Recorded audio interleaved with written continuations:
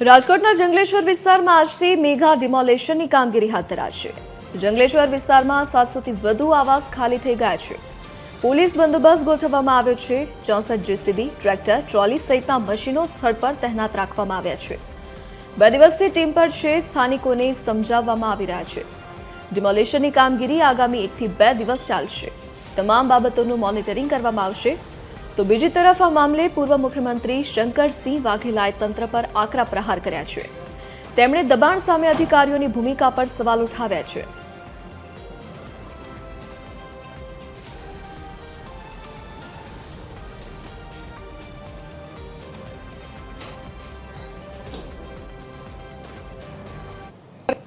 અમે આપને જેમ જણાવ્યું કે ખૂબ આ બાબતમાં બધાને જાણ થઈ છે, બધા સાથે ખૂબ એટલે મને એ વસ્તુ હું આપને કહી શકું કે અમારા એફર્ટ્સ સારા એવા કર્યા છે કે લોકો સુધી જઈને સમજૂત કરીએ કે આ દબાણ છે, આ દબાણ હટાવો। એનું આ રિઝલ્ટ પણ છે। આપણે જાણ કે આજના દિવસે આપણે 700+ આવાસ આજે એ ખાલી થયા છે। તો ક્યાંક ને ક્યાંક અમે જે કન્વિન્સ કરી રહ્યા છીએ કે થશે, ગ્રેજ્યુઅલી બધું ચાલશે। ડિમોલિશન એટલે કે દબાણ હટાવવાનું કામ તો થવાનું છે।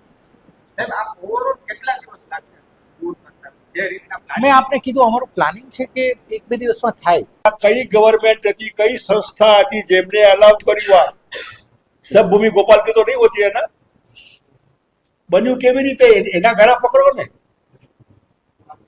તમે। ટીપી અલગ સવાલ છે, ટીપી આખી અલગ છે, પણ જે બન્યું એમાં તમે ક્યાં હતા? ગઈકાલે કેમ કોઈ નહોતું? અને અનેક ગરીબ લોકોની મૂડી આખી જિંદગીની પસીનાની કમાણી તમે તોડી નાખો છો। એ વખત તમારે ના પાડવી હતી ને જયારે બનતું ત્યારે। એ વખતે કરપ્શન બધું ભાગીદાર, લાવો રૂપિયા રૂપિયા એનું નથી તૂટતું। એનું રિયલી જંગલ રાજ છે।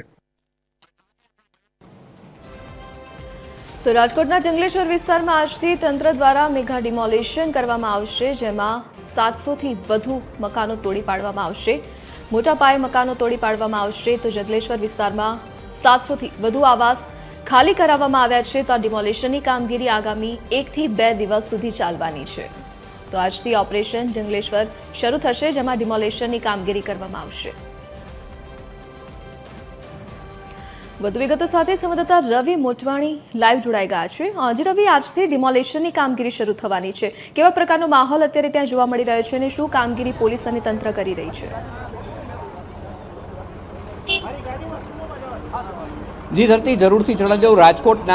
રાજકોટનું સૌથી મોટું મેગા ડિમોલેશન કહી શકાય તેવું લગભગ જંગલેશ્વર જે વિસ્તાર છે ત્યાં 1489 જે ગેરકાયદેસર બાંધકામો છે તેને તોડી પાડવામાં આવવાના છે।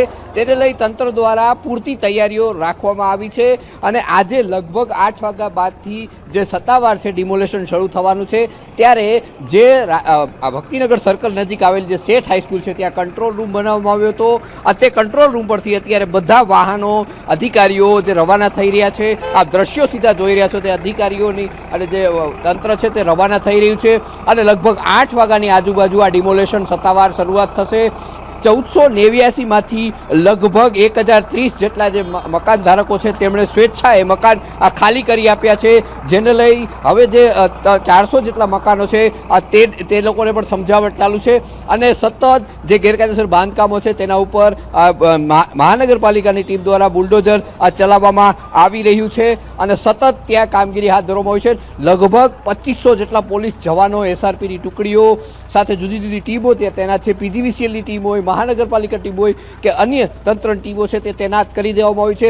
સાથે સાથે વાત કરીએ આ જે કિલ્લેબંધી છે તે ગાંધીનગરથી સીધી આની પર નજર રાખવામાં આવી છે। પોલીસ કમિશનર દ્વારા છે જાહેરનામું પણ બહાર પાડી દેવામાં આવ્યું છે। 4 થી વધુ વ્યક્તિઓએ ત્યાં એકત્રિત થવું નહીં, તો કાયદેસરની કાર્યવાહી કરવામાં આવશે। સાથે સાથે વાત કરવામાં આવે શાંતિપૂર્ણ ડિમોલેશન થાય, કોઈ અનિચ્છનીય બનાવ ન બને તેના માટે કેટલાક કડક નિયમો પણ બનાવવામાં આવ્યા છે।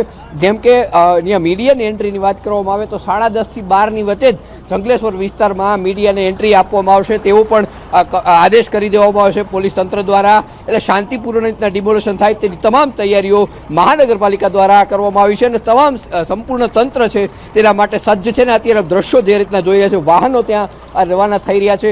સાથે સાથે સારી બાબત એ છે કે જે લોકો મકાન પોતે ખાલી કરી રહ્યા છે તેમને મહાનગરપાલિકા દ્વારા ટ્રેક્ટર સહિતની સુવિધાઓ આપવામાં આવી છે કે તેમનો સામાન પણ ત્યાંથી ચેન્જ થઈ શકે.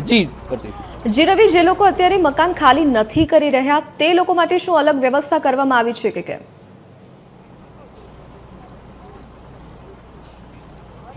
જી ધરતી, જરૂરથી જણાવી દો, જે લોકો મકાન નથી ખાલી કરવાના તેને નિયમ મુજબ સમજાવવામાં આવશે. જો નહીં સમજે તો કાયદાકીય પ્રક્રિયા પણ હાથ ધરવામાં આવશે. તે વાત પણ નકારી શકાય નહીં. જી ધરતી. જી રવિ, વિગત સાથે જોડાવા બદલ આપનો આભાર.